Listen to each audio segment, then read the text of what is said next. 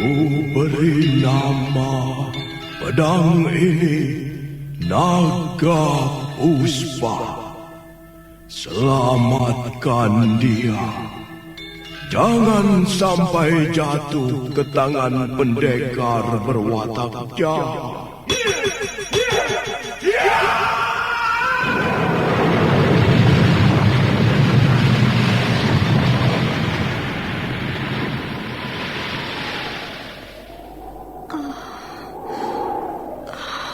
Kakang Kamandanu, kau masih juga tidak percaya bahwa aku mencintaimu. Meisin, maafkan aku, Meisin. Meisin. Meisin.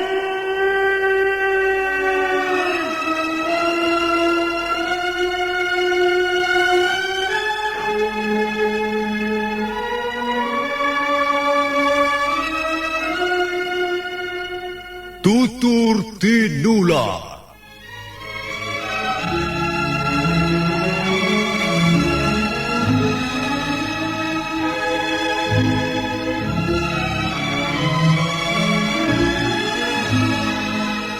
Sebuah sandiwara radio serial, produksi Sanggar Cerita dan Teater Sanggar Prativi. Sebuah kisah dengan latar belakang sejarah runtuhnya Singasari dan berdirinya Kerajaan Majapahit.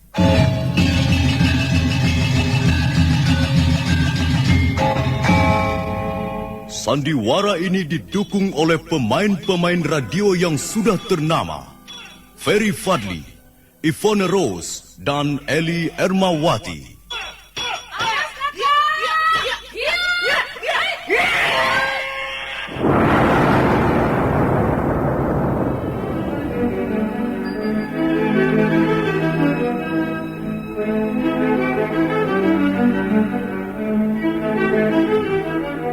Naskah ditulis dan diolah oleh S. Tijab, hiasan musik dan sutradara C. Ispriyonoka. Kali ini mengetengahkan episode ke-23 dengan judul Wong Agung Turun Gunung.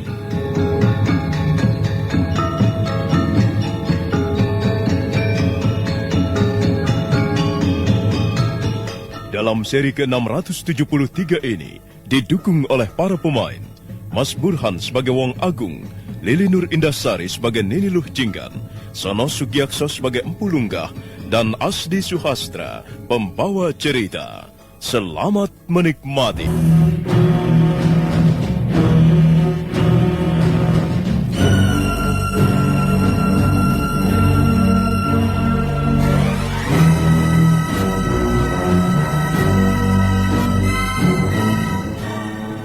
Tong Pacil mati secara misterius. Jenazahnya ditemukan tanpa kepala. Hanya selembar daun rontal yang menyatakan bahwa pembunuhnya adalah Arya Kamandanu. Wong Agung waktu itu memilih bersikap diam dan tidak mau tahu karena mungkin saja muridnya yang bertingkah aneh dan salah. Kemudian menyusul muridnya yang lain, Sudra Palong dan Jana Lelung, mati dengan misterius. Selembar daun rontal menyatakan Arya Kamandanu sebagai pembunuh tunggal.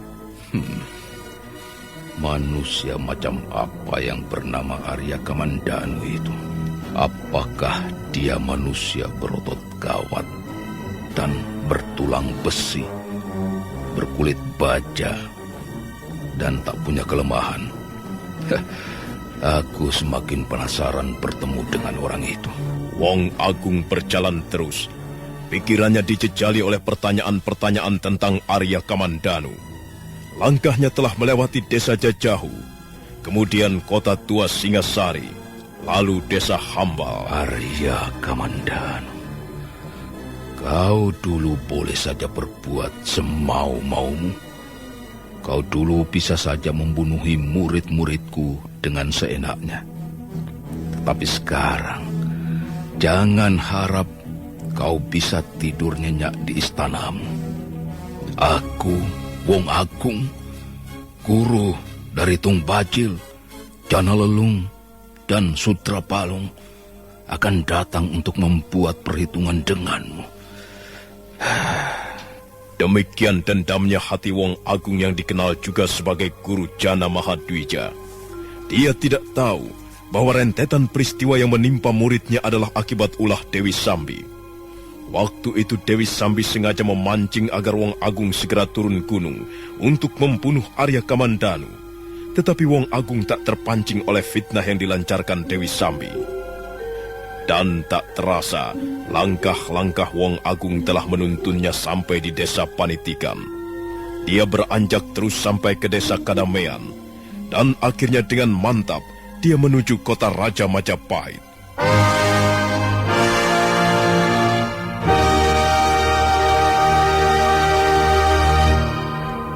Kita tinggalkan dulu perjalanan Wong Agung menuju kota Raja Majapahit untuk menemui Arya Kamandanu.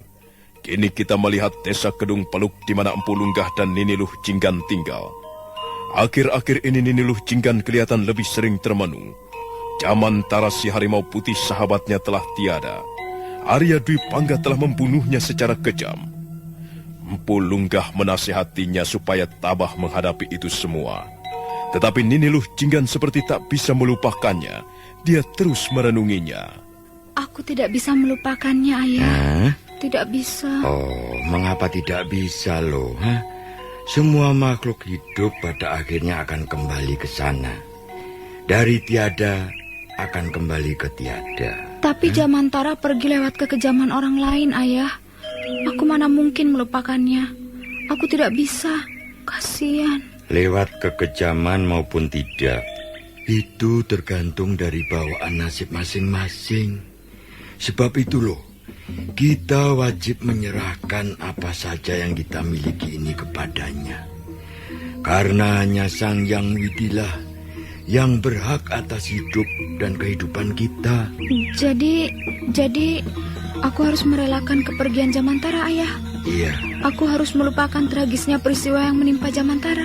Merelakan dan melupakan adalah bagian yang tak terpisahkan, Duk.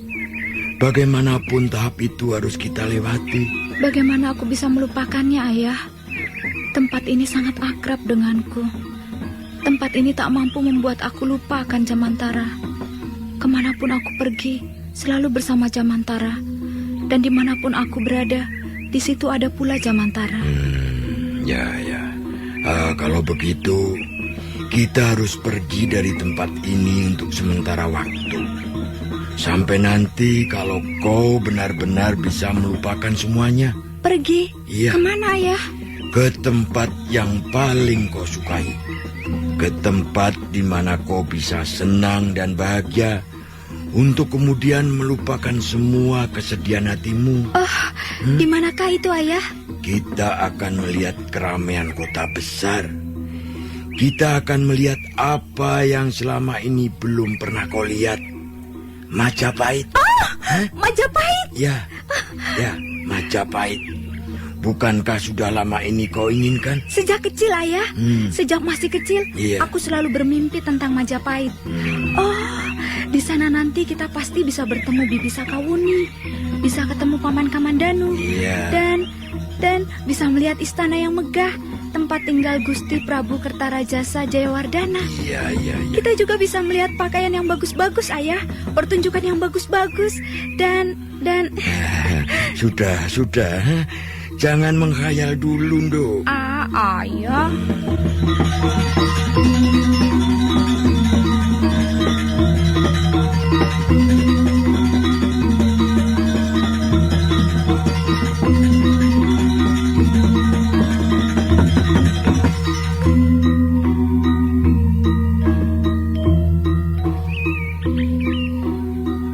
Bukan main girangnya hati Nini Luh Jinggan mendengar ayahnya akan mengajaknya ke kota Raja Majapahit. Hal itu memang sudah diimpikannya sejak lama, sejak masih kanak-kanak dulu, bahkan sampai pernah terbawa-bawa ke alam mimpi. Dan kini ayahnya akan mengajaknya ke alam impiannya itu, yakni Majapahit. Empu Lunggah sengaja mengajak putri yang dikasihinya itu ke Majapahit, mengingat perkembangan putrinya akhir-akhir ini. Dia sangat mengasihi Luh Jinggan. Dia tak bisa melihat Luh Jinggan terus-menerus dalam keadaan sedih dan merenung. Keesokan harinya, pagi-pagi benar mereka sudah berkemas.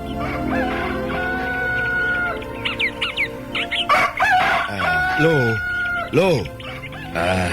Apakah sudah siap, Nduk? Sudah, Ayah. Tidak usah dandan rapi-rapi, Nduk. Ayah, siapa yang dandan? Aku cuma beres-beres sedikit kok. Perjalanan kita kan cukup jauh dan lama. Jadi, aku menyiapkan perbekalan secukupnya. Bagus. Kau memang anak pintar, Nduk. Di sana nanti kan kita pasti ketemu Paman Kamandanu ya? Ya, pasti. Kalau nasib kita kebetulan sedang baik. Kok begitu, Ayah? Pamanmu Kamandanu kan seorang panglima. Jelas dia sibuk.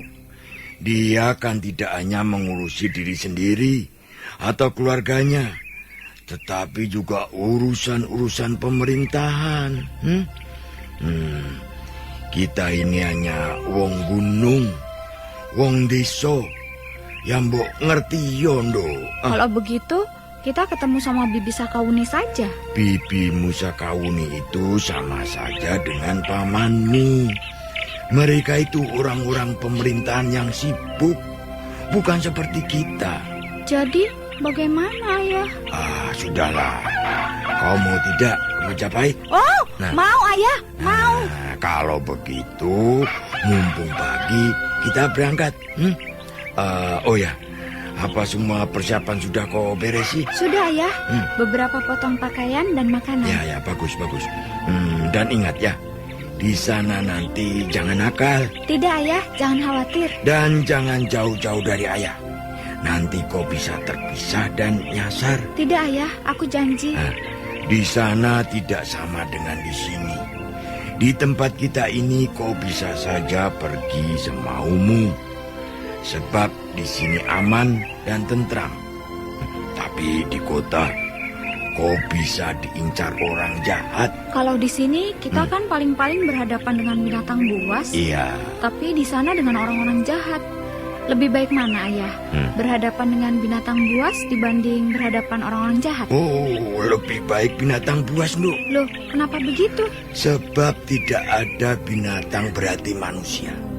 Tapi manusia berhati binatang. Oh, sangatlah banyak, Nduk. Banyak sekali. Ayah, bisa saja. Sudahlah. Jangan banyak tanya-tanya. Nanti kita kesiangan. Ayo, kita berangkat. Baik, Ayah.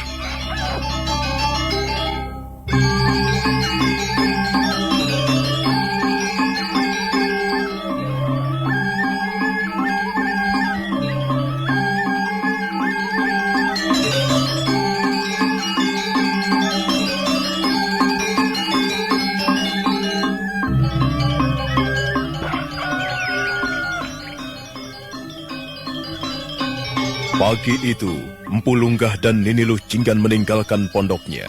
Matahari bersinar cerah, kicau burung seperti mengantar kepergian mereka. Kota Raja Majapahit. Ya, kota Raja Majapahit. Kesanalah mereka menuju. Sementara itu, Wong Agung sudah tiba di desa Kapulungan. Dia menyeberangi sungai Kapulungan. Sesampainya di seberang, dia bertanya pada seorang warga desa. Maaf Pak, apakah jalan menuju kota Raja Majapahit masih terlalu jauh? Wah, jalan menuju kota Raja Majapahit masih jauh, Pak. Apakah ada jalan pintas yang terdekat? Ada, Pak. Tapi itu pun masih harus menempuh waktu 2 hari 2 malam. Ya. Apalagi dengan berjalan kaki. Jauh sekali, Pak. Ya. Gunung itu bernama gunung apa? Iya, memang harus menyusuri jalan gunung itu, Pak. Gunung itu namanya Gunung Penanggungan. Iya. Nah, setelah melewati kaki Gunung Penanggungan, nanti Bapak akan melewati desa Pambuatan. Oh, begitu. Ya, baiklah. Nanti dulu, Pak. Setelah lewat kaki Gunung Penanggungan, Bapak akan sampai di desa Nyugading, Nyugading. lalu Raja Medang, kemudian Gunung Sanga, Pak. Baru setelah itu Bapak akan sampai ke desa Tebu. Kalau begitu, ya masih cukup jauh. Loh, memang masih jauh, Pak. Jauh sekali. Ya, baiklah. Terima kasih atas keterangannya.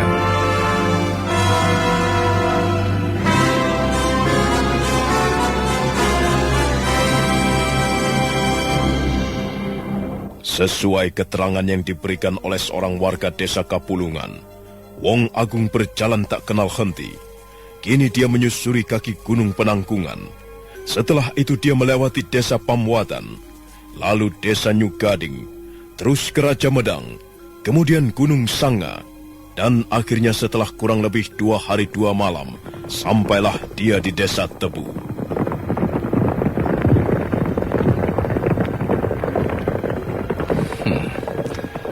Banyak sekali orang-orang berkuda di sekitar desa ini. Apakah mereka adalah prajurit-prajurit Majapahit? Nampaknya ketat sekali penjagaan yang dilakukan di desa ini. Apakah aku harus sembunyi setiap melewati barisan berkuda? Ataukah sengaja menghadang mereka dan bilang secara terus terang?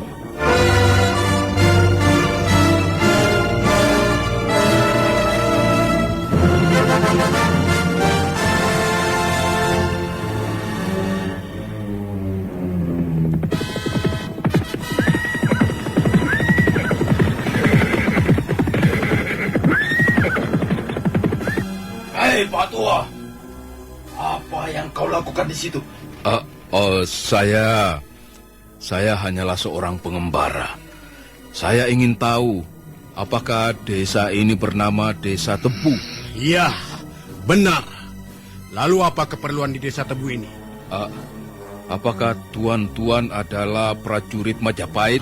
Kami memang prajurit-prajurit Majapahit. Lalu apa keperluanmu datang ke desa Tebu ini? Apakah kau salah seorang anak buah pemberontak Lembusora? Lembusora? Iya. Mengenal namanya pun baru kali ini. Saya sama sekali tidak tahu menahu tentang apa yang tuan prajurit katakan. Bohong! Kau pastilah salah seorang telik sandinya. Terus terang, saya tidak tahu apa yang tuan prajurit katakan. Saya hanyalah seorang pengembara. Itu saja. Iya. Lalu apa keperluanmu datang ke desa Tebu ini? Saya bermaksud datang ke kota Raja Majapahit. Eledalah. Jadi kau ingin pergi ke Majapahit, ha? Benar, tuan prajurit. Saya ingin ke Majapahit. Ada perlu apa kau ke sana? Saya hendak menemui Arya Kamandanu. Kurang ajar benar orang tua ini. Lancang sekali mulutnya itu. Gusti Panglima hanya dipanggil namanya. Hei orang tua pengembara, kau mesti memanggil junjungan kami dengan sebutan Gusti Panglima Arya Kamandanu. Apa salahnya kalau aku memanggilnya Arya Kamandanu? Kurang ajar.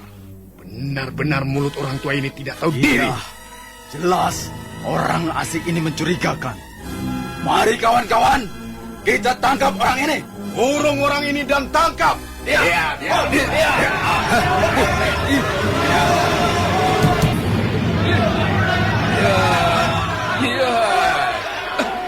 Wong Agung mengatakan terus terang ingin bertemu dengan Arya Kamandanu.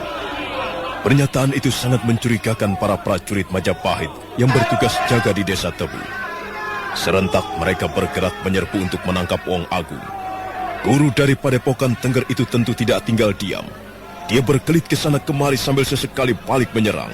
Pertempuran menjadi sangat seru. Wong Agung diserang dari berbagai jurusan, tapi gempuran para prajurit hanya menyerang di tempat yang kosong. Wong Agung, yang dikenal juga sebagai Guru Jana Mahadwija, memang bukan lawan tanding mereka.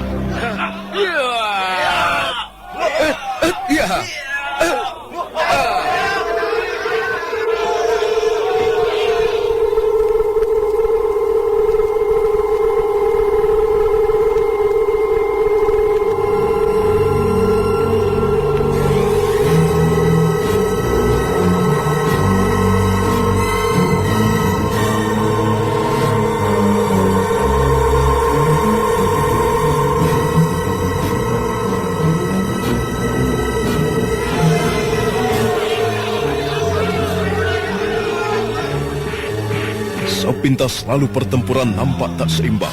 1 lawan puluhan prajurit Majapahit. Tapi pertempuran justru tak seimbang karena prajurit-prajurit Majapahit itu bukanlah lawan tanding yang setimpal. Para prajurit mulai sadar bahwa yang mereka hadapi bukanlah orang sembarangan. Gempuran-gempuran mereka selalu menemui tempat yang kosong. Rasa putus asa mulai menghinggapi mereka. Dan Wong Agung tak mau bermain-main terlalu lama dengan mereka. Maka dipersiapkanlah jurus andalannya, Haji Segara Geni.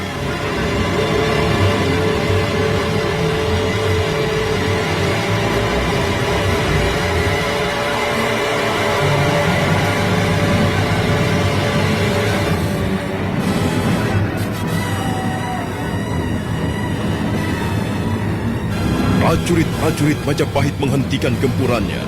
Mereka saling bisik waspada dan hati-hati. Wong Agung menggosok-gosokkan kedua belah telapak tangannya. Kakinya mengkais-kais tanah. Bibirnya bergetar membaca-baca mantra.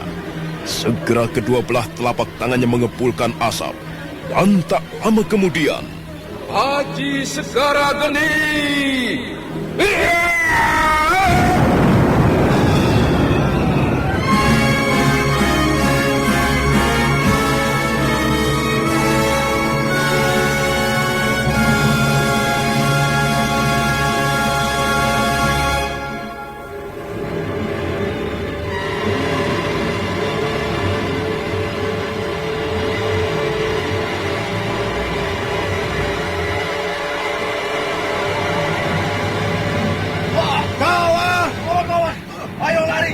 Tinggalkan orang itu. Dia punya ilmu siluman. Mundur! Tinggalkan orang itu.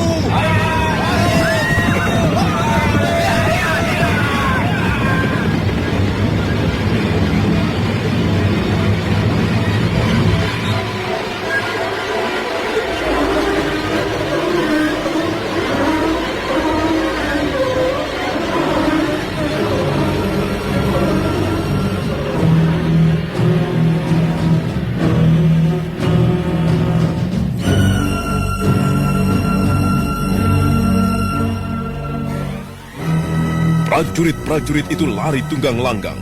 Mereka jera menghadapi Wong Agung. Lebih baik lari daripada mati. Terlebih melihat dua teman mereka terkapar hangus oleh Aji Segara Geni yang dilontarkan oleh Wong Agung. Sejenak keadaan menjadi sunyi sepi. Wong Agung berdiri tegar di antara dua mayat prajurit Majapahit yang hangus terbakar oleh Aji Segara Geni. Perlahan dia menatap sekeliling, kemudian mendesah lirih. Wajahnya beku, tak menyiratkan apa-apa. Wong Majapahit. Tanggunglah akibat dari perbuatanmu membakar padepokan Gunung Tengger. Dan kau, Arya Kamandanu, kau harus bertanggung jawab atas kematian murid-muridku. Juga atas bumi hangusnya tempat tinggalku. Wong Agung melangkahi dua mayat prajurit Majapahit. Hatinya yang terbakar semakin penasaran, ingin sekali bertemu dengan pendekar Arya Kamandanu. Tak ada lain yang berkecamuk dalam pikirannya selain Arya Kamandanu.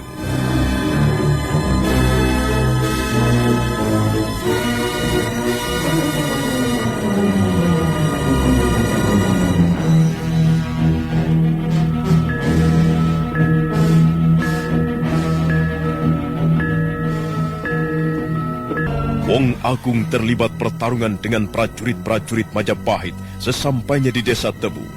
Dia dicurigai saat ditanya hendak kemana dengan maksud apa. Dengan terus terang dijawabnya, hendak ke Majapahit untuk bertemu Arya Kamandanu. Segera pertarungan pun terjadi. Wong Agung menyudahi pertarungan itu dengan Aji Segara Geni. Dua prajurit tergeletak dengan tubuh hangus. Kemudian teman-temannya melarikan diri dengan tunggang langgang. Wong Majapahit. Tanggunglah akibat dari perbuatan kalian membakar padepokan Tengger.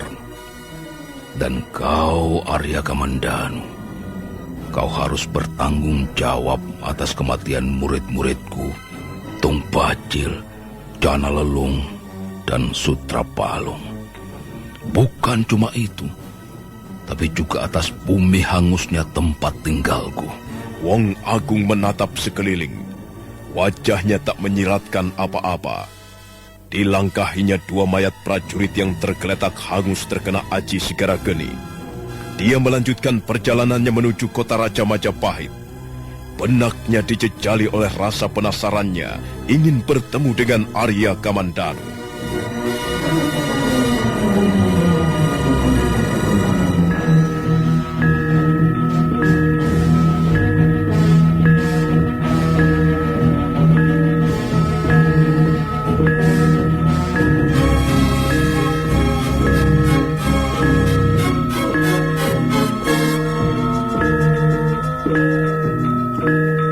Desa Tebu telah dilalui.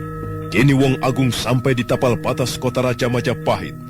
Di sana ada sekitar 20 orang prajurit Majapahit tengah berjaga-jaga. Dengan langkah tenang, Wong Agung terus melangkah. Pimpinan prajurit melihat gelagatnya. Hei! Tunggu! Berhenti! Berhenti, Pak Tua. Jangan teruskan langkahmu. Apakah aku tidak boleh terus jalan? Boleh. Tapi kami harus memeriksamu terlebih dahulu. Mengapa? Aku toh bukan perusuh, bukan penjahat, juga bukan perampok jalanan. Tapi jelas orang asing di daerah ini. Oh, daerah apa ini? Ini daerah perbatasan kota Raja Majapahit. Bagus. Memang kesinilah tujuanku.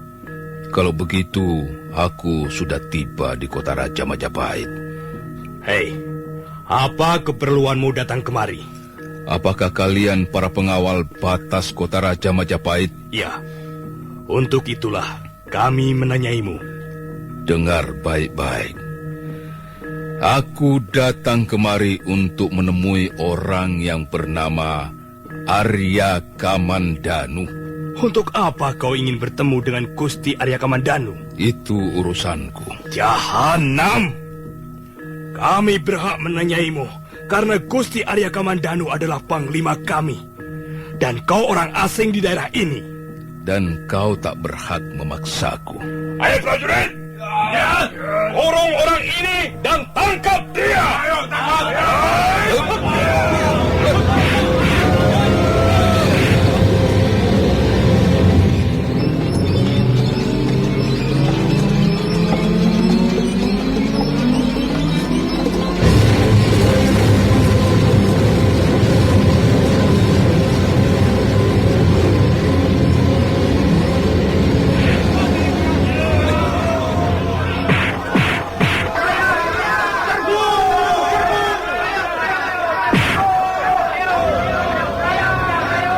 Pertempuran tak bisa dihindari. Di perbatasan kota Raja Majapahit, Wong Agung harus berhadapan dengan kurang lebih 20 orang prajurit jaga. Tak bisa lain bagi Wong Agung, kecuali harus menghadapi mereka untuk bisa sampai ke tengah kota Raja Majapahit. Tapi kali ini dia tak ingin mengotori tangannya dengan darah. Sebab itulah dia bertempur dengan sikap ayal-ayalan.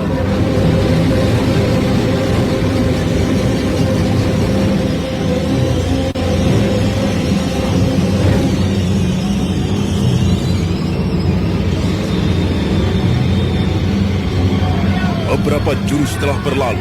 Prajurit-prajurit itu belum juga berhasil menangkap Wong Agung. Bahkan mereka mulai mengukur kemampuannya dalam menghadapi orang asing ini. Sementara Wong Agung sendiri mulai jenuh menghadapi mereka. Karena itulah Wong Agung sedikit demi sedikit mulai merangsak para prajurit. Lama-lama para prajurit sadar bahwa lawannya tidak main-main lagi. Rasakan peringatan buat kalian.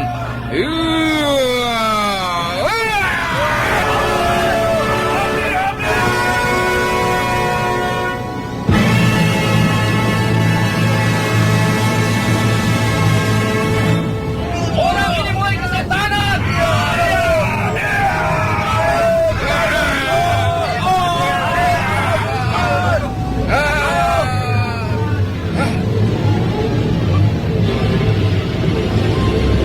Tiga orang prajurit terjungkal terluka parah. Namun teman-temannya tak juga jera. Mereka masih melawan sebisa-bisanya. Wong Agung kembali memberikan perlawanan sengit. Para prajurit dipaksanya kucar kacir. Mereka menggempur dengan membabi buta. Wong Agung merasa itu hanya kesia-siaan belaka. Maka secepat kilat dia melompat jauh melesat kabur.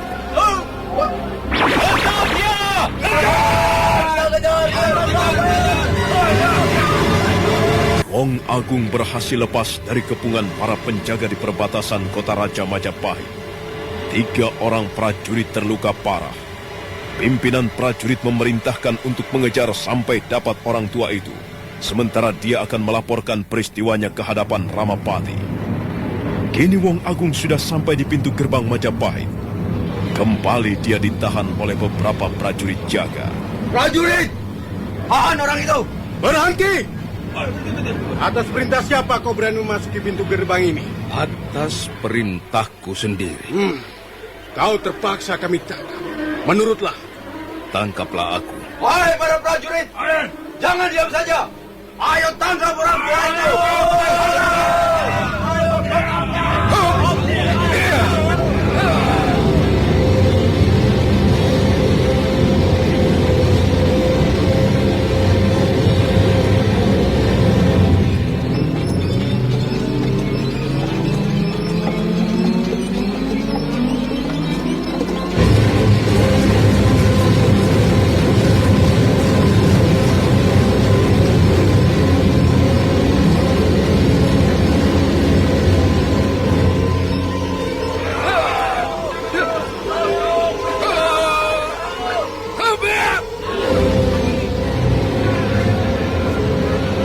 Kembali terjadi keributan di pintu gerbang. Para prajurit berusaha menangkap orang tua itu. Tapi jangankan bisa diringkus, didekati saja sulitnya bukan main. Wong Agung berkelit menghindar ke sana kemari. Para prajurit dibuatnya tunggang langgang dan kocar kacir tak tentu arah. Sebentar di sini, sebentar di sana. Prajurit selalu menangkap ruang yang kosong. Hingga akhirnya Wong Agung menyudahi adegan itu dengan melompat tinggi ke atas pohon waringin kembar.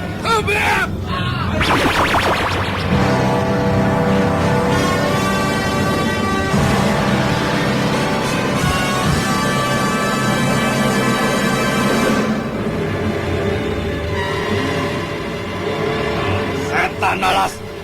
Kurang ajar benar orang tua itu. Tuan Kurabanya. Ia melompat dan bertengger seenaknya di dahan pohon waringin kembar. Ini terang-terangan menghina kita. Merendahkan martabat kita sebagai orang Majapahit. Tuan Kurabanyak, apa yang harus kita lakukan sekarang? Paksa dia untuk turun dari waringin kembar. Bagaimanapun caranya, buatlah dia supaya turun dari situ. Wahai prajurit! Hujani orang tua itu dengan tombak!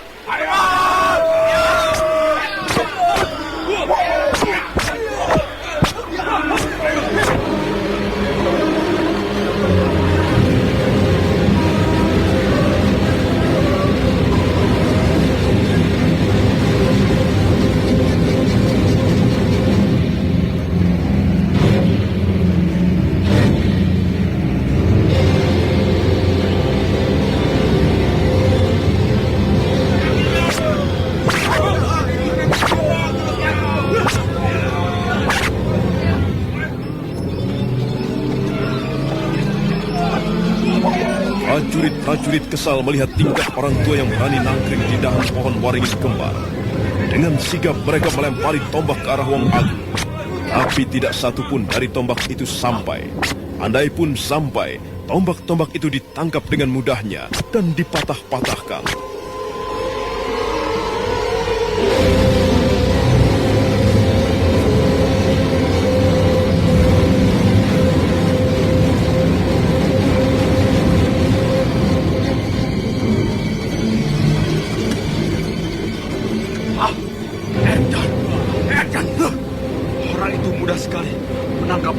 Tombak dan mematahkannya. Gila. Dia tak bergerak sedikit. Percuma saja kita melemparinya dengan tombak. Ya, kalau begitu, hujani dia dengan anak panah. Ayo, hujani dengan anak panah. Kawan-kawan, barisan pemanah. Siapkan busur dan anak panahnya. Hujani dia, mulai.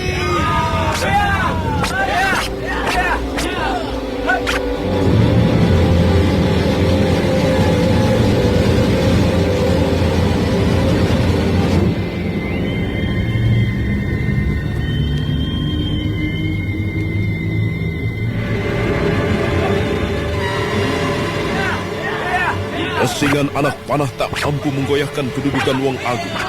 Dia tetap tenang duduk di atas dahan pohon waringin kembar, dan tidak satupun anak panah bisa menembus badannya. Para prajurit kesal bercampur heran. Puluhan bahkan ratusan anak panah yang dilepas tak sedikit pun melukainya. Rawedeng bertambah kesal. Kemudian secara diam-diam dia beranjak dari situ untuk pergi melapor pada Ramapati.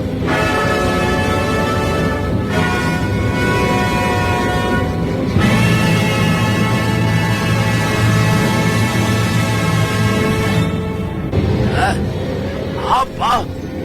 Orang tua aneh itu sudah berani masuk alun-alun dan naik ke pohon waringin kembar.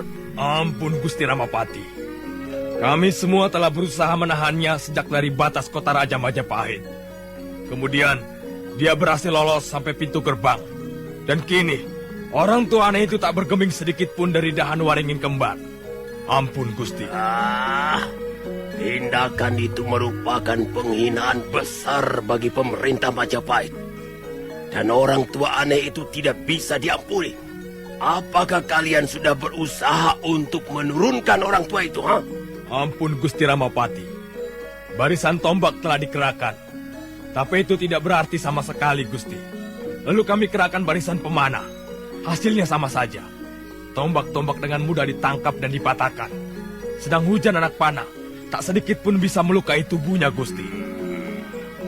Tentulah dia seorang yang sakti. Hingga tombak maupun panah tidak berarti apa-apa. Orang tua yang aneh tapi menyebalkan. Ingat, jangan sampai hal ini didengar dulu oleh Gusti Prabu. Baik, Gusti. Karena apa kata Gusti Prabu nanti? Jika perkara sepele begini saja kita tidak mampu menanganinya. Hamba, Gusti. Nah, sekarang, antar aku ke alun-alun. Aku ingin sekali melihat seperti apa orang tua yang aneh itu. Mari, Gusti. Silakan. Rawedeng dengan beberapa orang lainnya berangkat mengantar Ramapati pergi ke alun-alun untuk melihat Wong Agung yang dianggapnya sebagai orang tua yang aneh. Tindakan Wong Agung dengan bertengger di atas pohon waringin kembar itu merupakan penghinaan besar bagi pemerintah Majapahit. Selang beberapa lama kemudian sampailah Ramapati dan rombongan ke tempat di mana Wong Agung tengah asik duduk-duduk di atas pohon itu.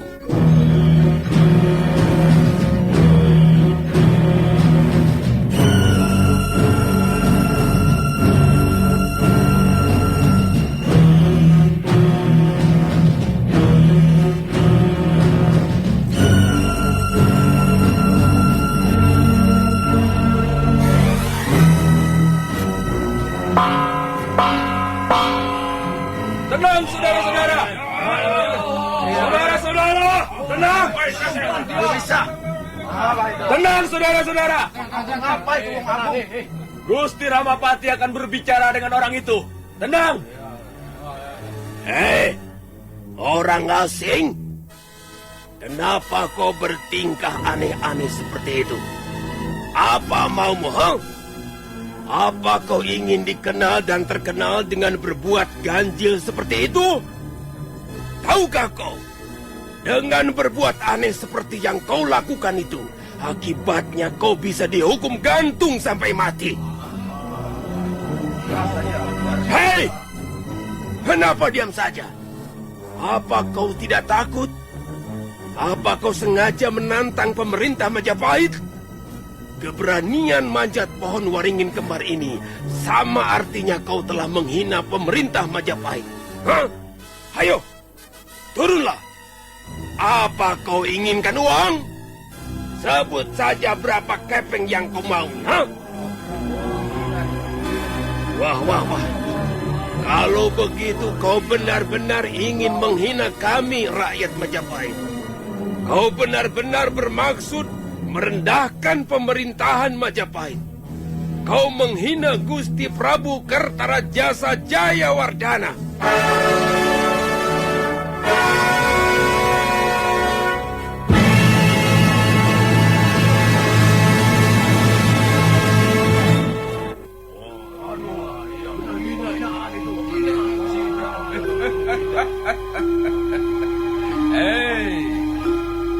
Tanyalah pada prajurit-prajuritmu, kenapa aku sampai harus memanjat dan nongkrong di atas pohon waringin kembar, kebanggaan rakyat dan pemerintah Majapahit ini. Kenapa aku harus tanyakan pada para prajuritku? Apa kau tidak bisa menjawabnya sendiri?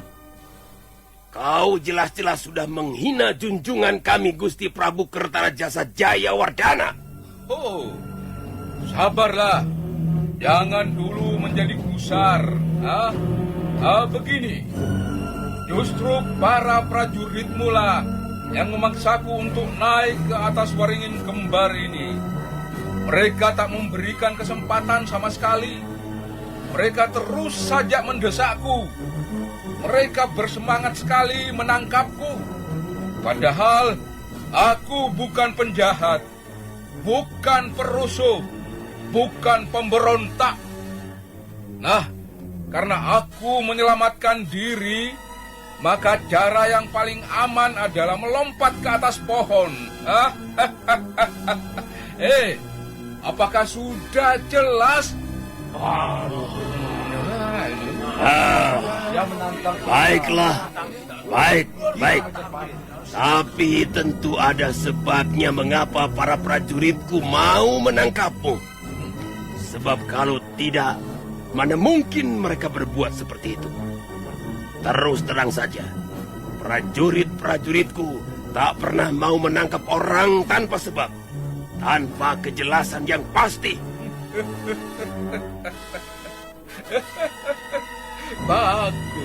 Bagus. Itulah yang ingin kusampaikan pada kalian semua. Begini, dengar baik-baik. Sekali-sekali aku tidak bermaksud menghina pemerintah Majapahit. Sekali-sekali tak ada niatku menghina Gusti Prabu. Ketahuilah, aku hanya ingin bertemu muka dengan Arya Kamandanu.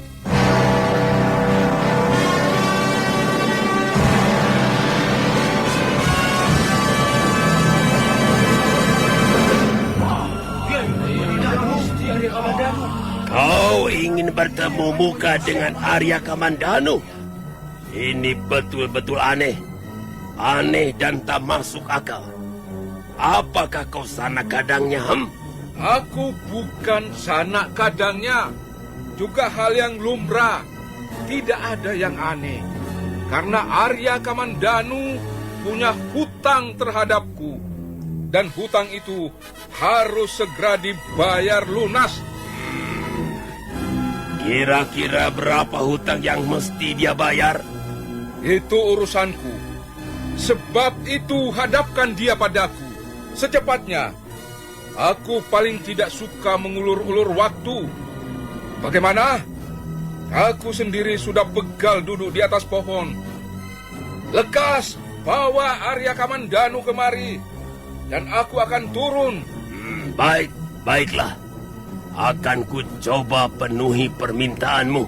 Ingat, jangan berbuat macam-macam. Aku cuma ingin Arya Kamandanu. Aku mengerti. Jangan khawatir. Rabanya. Ya, Gusti. Ini sepertinya akan jadi menarik.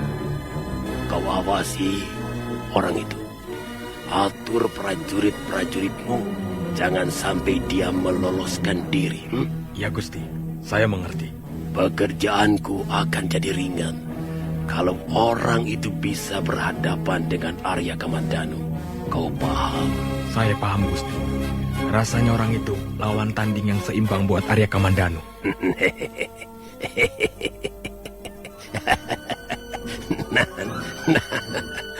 Kau berjaga-jagalah di sini.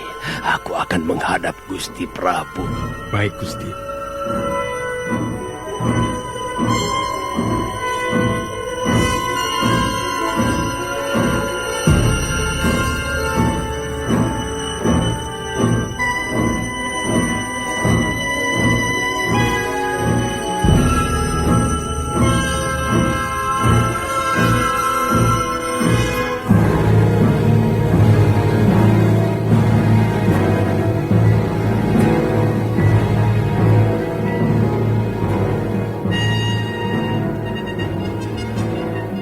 Ramapati segera bisa membaca situasi.